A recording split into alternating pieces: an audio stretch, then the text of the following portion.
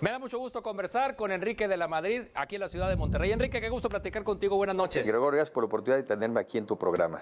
Bueno, tú has estado hablando precisamente de lo que México necesita, ¿no? También te hemos escuchado en diferentes conferencias o en reuniones en círculos pequeños, medianos y grandes con diferentes audiencias, hablando precisamente acerca de un futuro, no para las ciudades, sino para el país. Es que, a ver, yo pienso que un mucho mejor México es posible. Es absolutamente posible un país que crezca mucho la economía, que genere muchos empleos, pero sobre todo que sean mucho mejor pagados.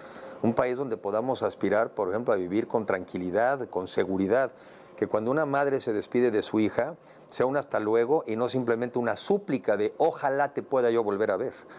Un país donde además tengamos servicios de educación, de salud. Entonces, ese México sí es posible, pero tenemos primero que los mexicanos ponernos de acuerdo y después trabajar juntos hacia allá, porque si lo hacemos juntos, sí llegamos. Si lo hacemos de pleito, no hay forma de llegar ahí. ¿Cómo ves al México de este año 2022 que estamos terminando? Pues muy polarizado, muy polarizado, y a mí lo que me llama la atención es que de donde tendrían que venir los llamados a la unidad, que justamente es desde los gobiernos, a veces desde los gobiernos viene la polarización. Eso no funciona. Nos tienen y nos tenemos que poner de acuerdo. Y al gobierno le compete al final del día representar a todos los mexicanos y decir vamos a ponernos de acuerdo juntos. México es un país muy plural y no se trata de que seamos todos iguales, pero dentro de la pluralidad nos tenemos que poner de acuerdo en aquellas cosas que coincidimos. Está muy revuelto el ambiente, ¿no? Pero lo que sucedió con este tema de la reforma electoral y específicamente lo que mucha gente decía hasta hace unas semanas, pues la defensa del Instituto Nacional Electoral, ¿no? Y la defensa de la democracia. ¿Cómo lo ves tú? A ver, yo me sumo a aquellos que piensan que el mejor sistema que podemos tener los mexicanos es la democracia.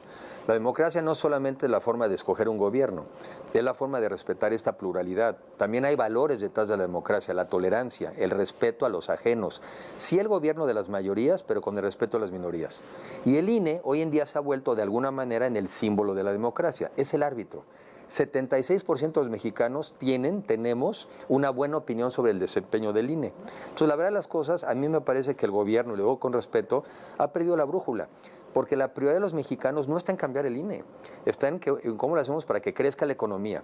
Cuando termine estos 4 años de la administración o del gobierno federal, la economía mexicana será del tamaño, si no es que más pequeña, de la de antes del COVID.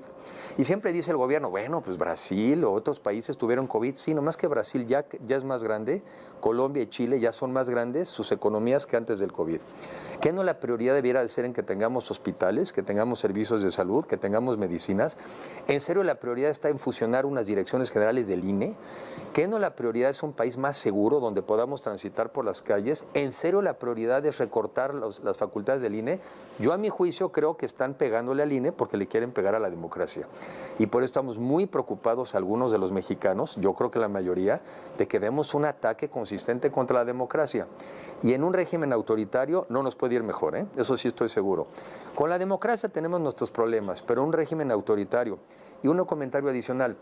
Muchos dicen, hombre, ustedes exageran, México no podría ser nunca un Venezuela. No, perfecto, te la dejo. Escógeme, Perú, Bolivia o Argentina, escoge. ¿Cuál de esos te gustaría ser? México no tiene por qué estar en esa discusión. Debemos de estar en la discusión de cómo construir un México mejor, un México de clases medias, donde podamos acabar con la pobreza extrema y acabar con el hambre. Y eso sí se puede. Se habla de que pues, partidos políticos tendrán que aliarse, armarse las famosas coaliciones y específicamente pues, para competir con Morena y sus aliados, porque posiblemente también irían en alguna coalición, pues estaría PRI, PAN, PRD, ¿no? Por lo menos. Sí, por lo menos. E idealmente, yo sí sigo insistiendo en que tendremos que encontrar una forma también de que nos incorporemos, nos sumemos o hagamos un frente también con Movimiento Ciudadano. ¿Por qué? Porque si estamos de acuerdo en lo fundamental, que es una economía que crezca, que progrese, y si estamos de acuerdo en que sea en un régimen democrático de libertades, ¿por qué no nos vamos a poner de acuerdo? Pues a ti te tocó vivirlo muy de cerca en la época de tu papá, como tu padre como presidente de México, el presidente Miguel de la Madrid. Y bueno, pues eras adolescente, ¿no? En aquel entonces. 20 años, sí, o sea que entre adolescente y empezando a ser, digamos, un joven adulto. Era otro México, sin lugar a dudas, ¿no? Era otro México, pero finalmente un México que tenía el mismo anhelo. En ese entonces era salir de una grave crisis económica, además con una serie de fenómenos naturales, pero nos pusimos de acuerdo. y evitamos, en ese momento los mexicanos evitamos que el país se hundiera en una crisis, como si fuera un barco que se hundiera, salió a flote y cambió de rumbo. Y eso es lo que tenemos que volver a hacer los mexicanos otra vez, reconocer que hay una crisis, pero también estamos llenos de oportunidades. El mundo está cambiando, crisis China-Estados Unidos, que debería ser negocios que se vengan para acá, una crisis de cambio climático que debiera ser el principal motor del crecimiento de nuestra economía, y tenemos un mundo sobre todo del conocimiento, el mundo del Internet, que debiera ser una oportunidad para los jóvenes mexicanos.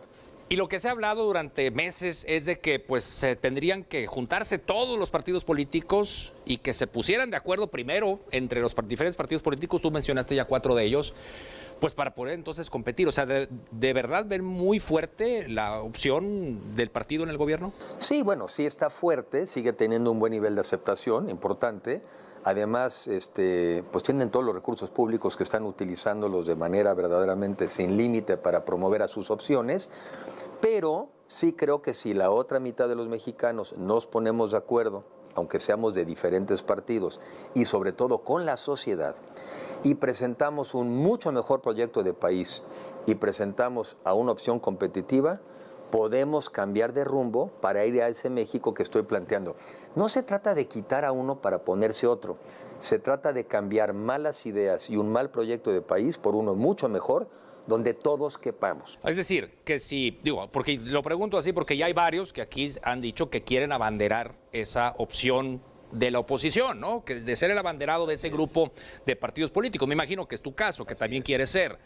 Y si no fueras tú, ¿apoyarías al que resulte? Sí, siempre y cuando sea mejor que yo. Porque lo que yo tampoco aceptaría es que simplemente queremos tener una opción para quitar al gobierno actual. Hay que quitarlos por alguien mejor. Y claro, si no fuera yo la alternativa, y es una alternativa competitiva, claro que la apoyaría yo, porque yo nomás digo 2 cosas. Yo veo 2 cosas muy claras. Veo un mucho mejor México posible, pero también veo el riesgo de que este país se deteriore a tal punto del cual no podamos salir. Y eso no estoy dispuesto a aceptarlo. Bueno, pues ¿qué sigue entonces, Enrique? Estamos cerrando el año, claro, siguen las fiestas, me imagino que habrá algún receso, bueno, estar con la familia. Hay que estar con la familia, hay que descansar, pero también descansar reflexionando hacia adelante. Se acabó la época de ojalá nos salga bien ojalá.